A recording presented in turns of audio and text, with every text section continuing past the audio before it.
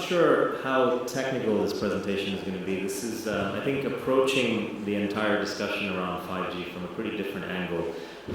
A lot of the speakers will be speaking about the technology, the fundamental technology behind building 5G networks. It's a much more complex environment than previous generations were, right? And ultimately, a lot of different technologies will be involved, a lot of different vendors. But what happens when you have to actually put all of this into practice, and what is the operational challenge involved with doing that? So, you know, we talk about, and obviously I'm here to talk about 5G and the telco industry, but fundamentally, the operational complexity is increasing across a lot of different industries, right? So it's not just telcos, it's utilities, it's oil and gas. And the reason for that is because in all of these industries, there are substantially more distributed assets being put out in the field today, right? So if you think about all of the IoT infrastructure that's being built and will continue to be deployed over the coming 5 to 10 years, if you think about smart meters being deployed or charging stations being built all across cities around the world and highways around the world, you know, meters to maintain and monitor pipelines, and so on. So across multiple industries, there's a lot more distributed infrastructure being put out there. And in the telco industry in particular, this is also happening primarily with the deployment of small cells, which will proliferate more and more in the coming years, right? So if you think about the fact that as 5G spectrum is being deployed, you're going to low bands, millimeter waves, which require greater density of sites to be deployed. And you know what that means for the telco industry is substantially more volume of projects that are happening out in the field, right? So, and this is not just affecting the mobile operators, but also the entire ecosystem. It's affecting their service providers, it's affecting tower companies, fiber providers, all the vendors such as Ericsson and Huawei and others, right? So it's a substantial challenge of more complex networks, more dense networks, that transfers into a massive operational issue for them out in the field, right? So, and you know, we all know that the industry itself continues to suffer from shrinking margins, right? So operational efficiency becomes a continued challenge for them. It's not like, I mentioned earlier in the panel discussion that in the UK, as an example, operators are looking at going from 20,000 macro sites today, base stations, to probably 100,000 sites in the future, where a site might be something like a bus stop, or it could be an advertising billboard where you can put a small cell antenna on top of that. All of those are sites, and it doesn't mean because it's a much smaller site or simpler site that the operational challenge of deploying equipment onto that site is any less than, say, building a macro site. You still have permitting issues, you still have health and safety issues, you still have construction issues with putting fiber to that particular location and so on. So all of this, it doesn't, it's not like an operator suddenly got twice the number of resources with which to manage their deployment. So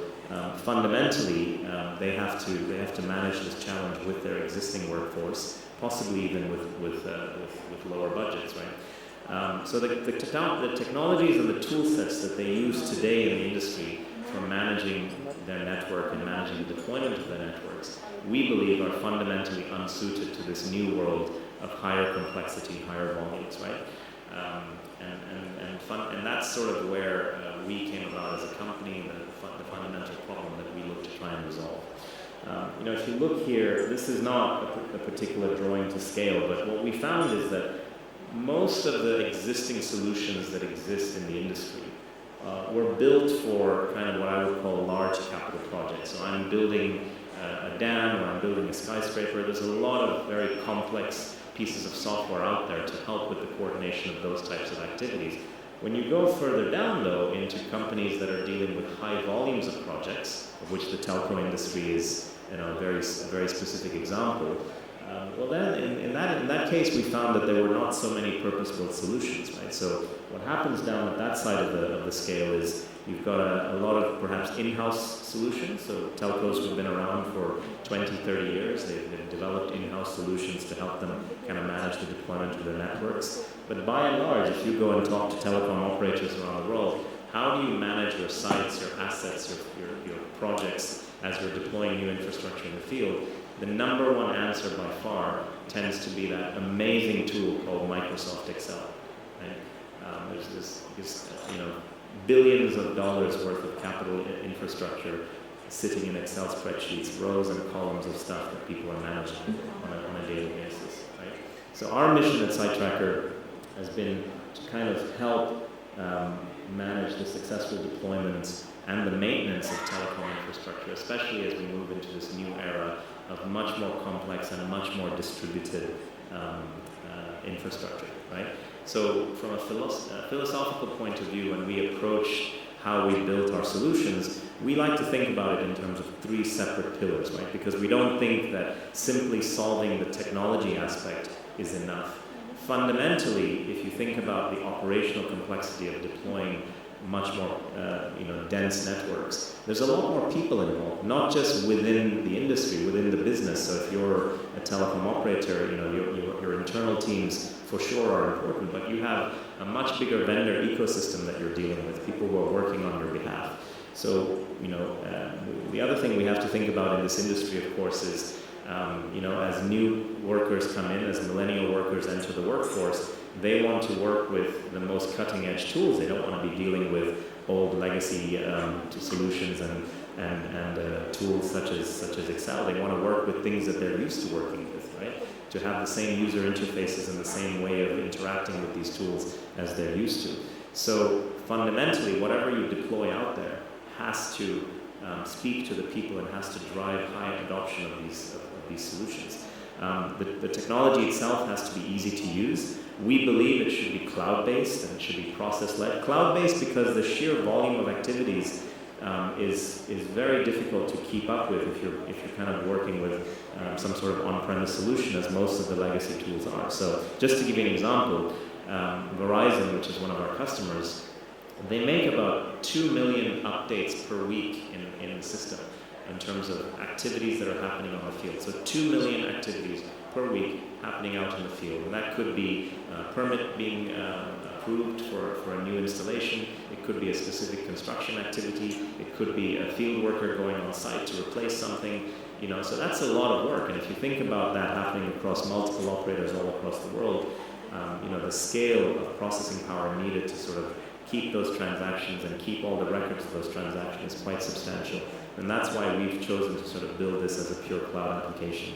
And then fundamentally, it has to be process-led, right? So, when companies deploy networks, they are constantly looking for new ways to innovate. If you build a tool that keeps companies stuck in a particular way of working and doesn't allow them the ability to sort of rewrite their process flows very quickly, then your user adoption drops off the face, off the cliff very quickly. So these are the sort of 3 philosophical pillars that we've built our application on, and we think any application that's aiming to solve an operational challenge needs to approach things from this perspective as well. Yeah.